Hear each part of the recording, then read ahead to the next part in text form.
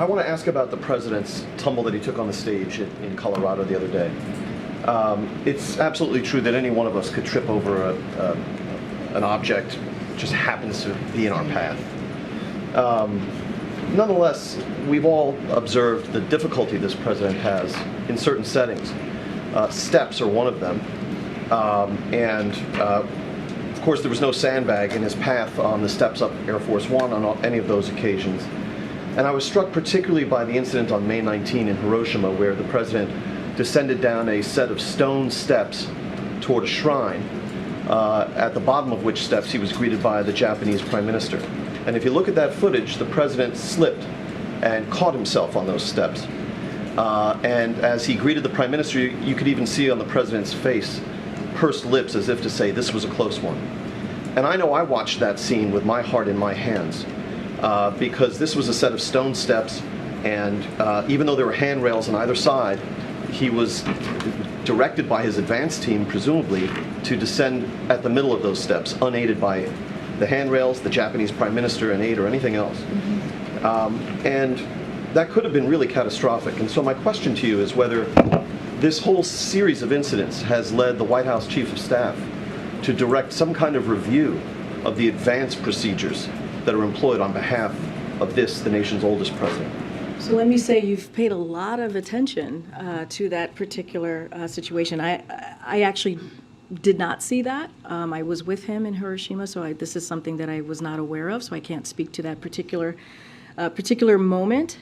You know, here's what I will say. This is a president, you know, that has had an incredibly impressive first 2 years.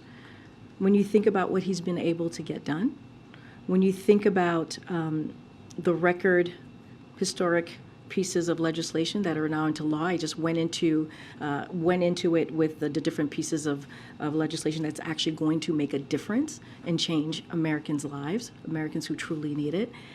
And that's, I think, is what the American people are looking for. They're looking for someone that can actually deliver like the president has done. And even last week, when you think about the budget negotiations, you heard from Republicans, congressional Republicans, ranging from the right MAGA and members to Speaker McCarthy, emphasize the president's smarts and capabilities in making sure that there was a bipartisan, reasonable, common sense piece of legislation, a fiscally responsible piece of legislation that is going to help American families.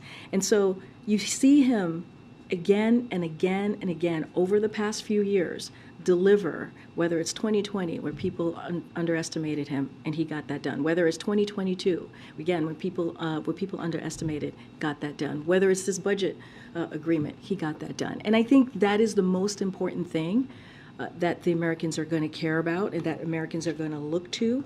And so I will leave that there. Americans are looking at, I'm asking well, a specific question. Isn't that what it's important? As a reporter, don't you think it's important what Americans care about?